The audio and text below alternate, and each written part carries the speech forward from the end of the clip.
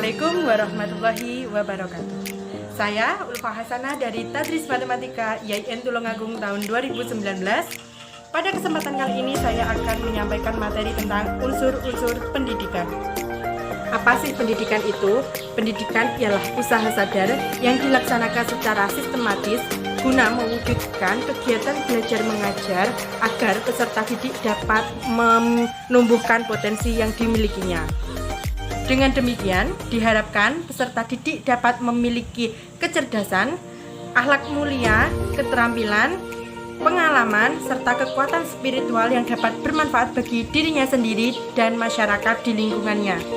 Mengapa sih kita sebagai calon pendidik harus mempelajari ilmu tentang pendidikan? Karena sebelum kita mempraktikkan sesuatu, seharusnya kita mempelajari terlebih dahulu teori yang ada agar mendapatkan hasil yang maksimal. Unsur pendidikan ialah segala unsur yang wajib ada dalam proses pendidikan. Dalam dunia pendidikan ada 7 unsur yang wajib ada. Unsur yang pertama ialah subjek yang dibimbing atau peserta didik.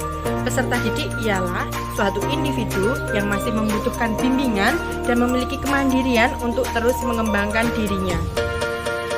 Unsur yang kedua yakni orang yang membimbing atau pendidik. Pendidik ialah orang yang bertanggung jawab dalam proses pendidikan dengan sasaran peserta didik.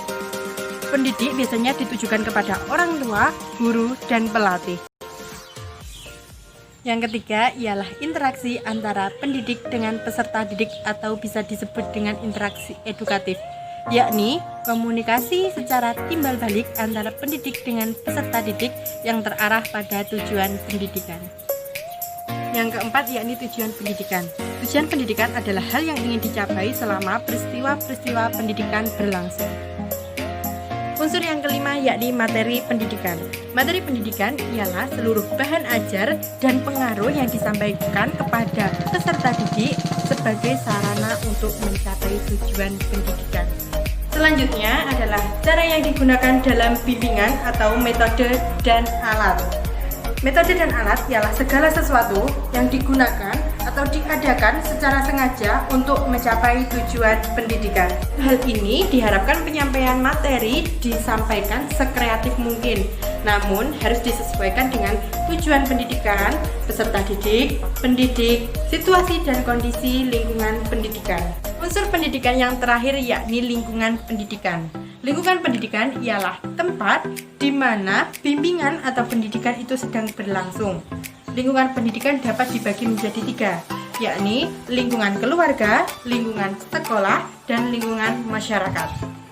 Demikian penjelasan tentang unsur-unsur pendidikan. Di sini, pendidikan tidak hanya dapat dilaksanakan di lingkungan sekolah saja, namun bisa dilaksanakan di mana saja, asal bisa memenuhi fungsi dan unsur-unsur pendidikan yang ada dan dapat menghasilkan sesuatu secara efektif dan maksimal. Mungkin hanya itu yang dapat saya sampaikan. Kurang lebihnya saya mohon maaf dan terima kasih. Wassalamualaikum warahmatullahi wabarakatuh.